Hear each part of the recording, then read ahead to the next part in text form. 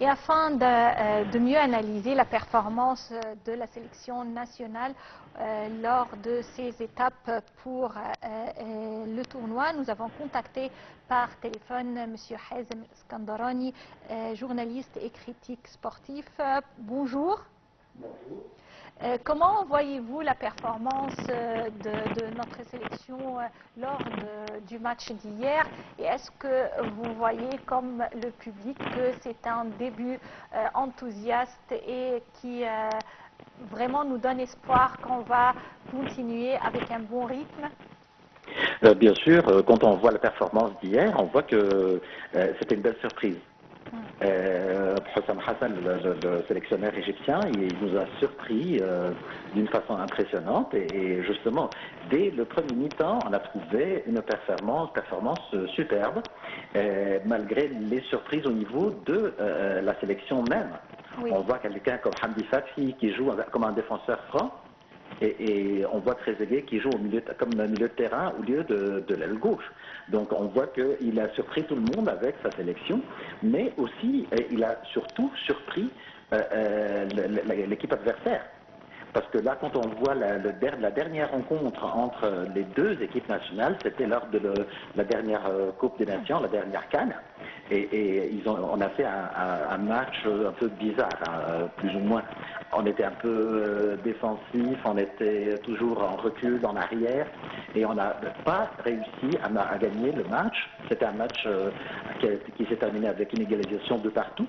Donc, justement, il y avait des craintes. Déjà, le sélectionneur Hussam Hassan, il a dit qu'il craint un peu parce que cette équipe, c'est une équipe formée de professionnels qui jouent dans les ligues européennes. Oui, justement, en ce qui concerne nos stars qui jouent ailleurs, surtout bien sûr Mohamed Salah. Toujours c'est un plaisir, un très grand plaisir de voir notre Mo Salah jouer avec la sélection nationale, mais des fois on est déçu qu'il est éclipsé devant les équipes adversaires. Est-ce que c'est un manque d'intégration dans les entraînements de la sélection égyptienne, ou peut-être il y a d'autres idées, d'autres contraintes que la star a mis en fonction?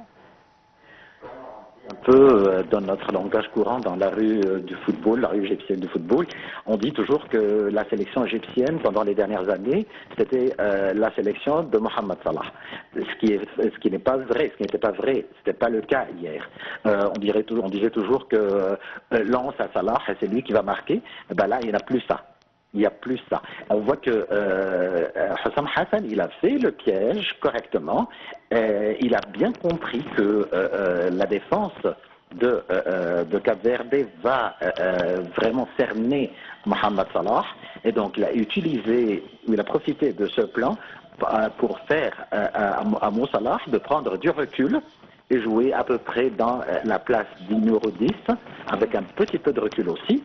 Et donc là, il a réussi à attirer les défenseurs de l'équipe adversaire pour ouvrir le chemin devant Omar Marmouche, devant les autres attaquants, pour marquer. Alors là, on voit le poids important de Mohamed Salah et comment il a réussi vraiment à tendre un piège parfait pour la défense de l'équipe adversaire, de l'équipe de Cap-Verde.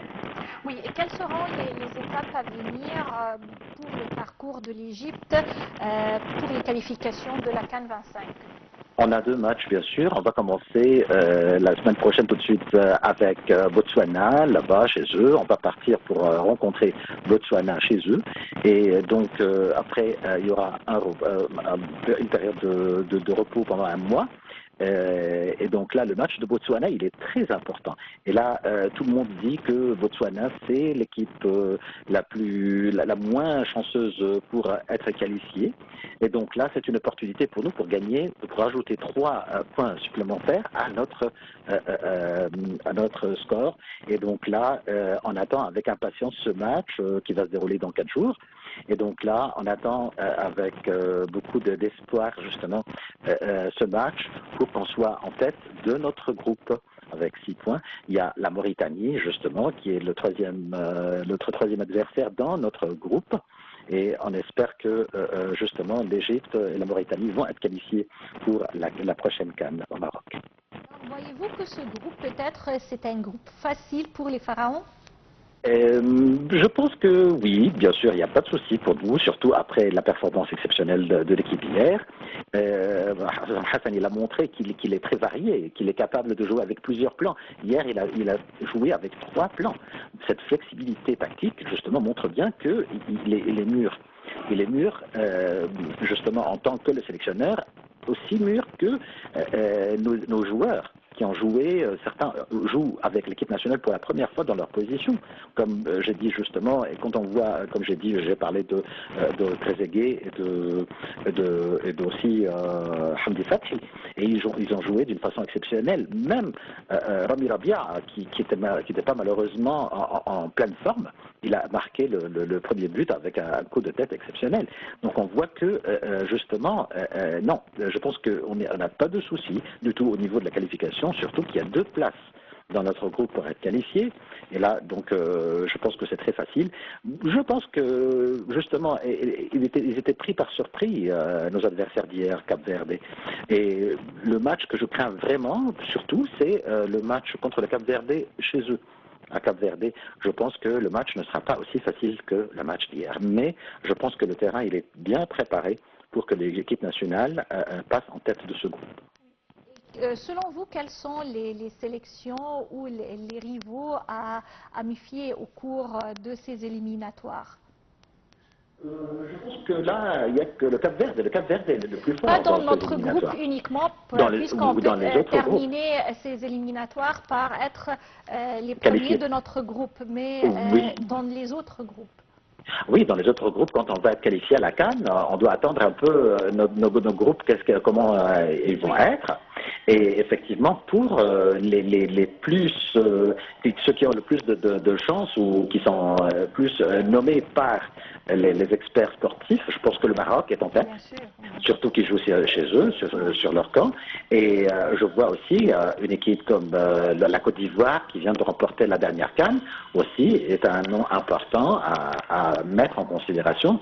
On voit aussi le Sénégal, qui est un adversaire redoutable tout le temps, avec leurs grandes stars qui jouent dans les différents championnats européens ou même l'Arabie Saoudite, comme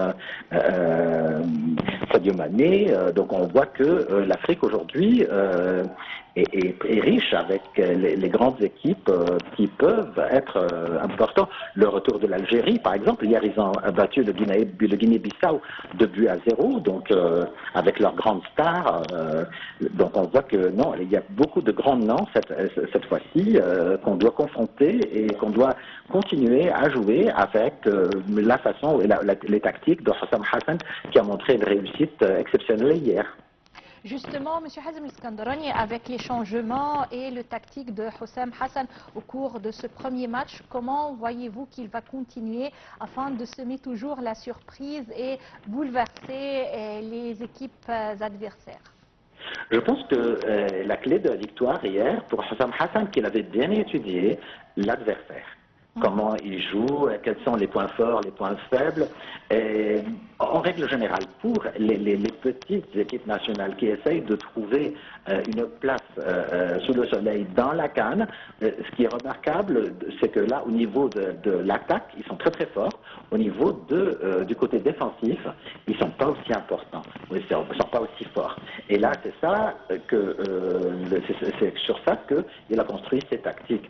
C'est l'attaque et la pression dès la première minute. C'est vrai que hier, au deuxième mi-temps, la performance physique de nos joueurs a baissé d'une façon importante, mais ça c'est dû justement à une chose, nos joueurs qui jouent dans les ligues égyptiennes, et ils viennent de prendre leur repos, et ils ne sont pas encore prêts pour les combats de football, et des autres qui jouent déjà, leur ligue a commencé, comme Moustapha Mohamed, malheureusement hier, il a eu une crampe.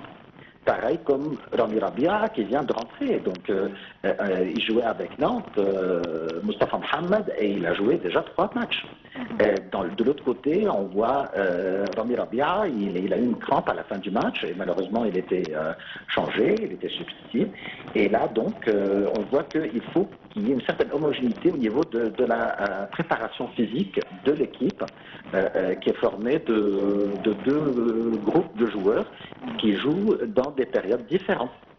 Mais je pense que dans les prochains matchs, les prochaines étapes, il y aura cette homogénéité physique sans problème parce que ce sera le début déjà des championnats du monde entier. Oui.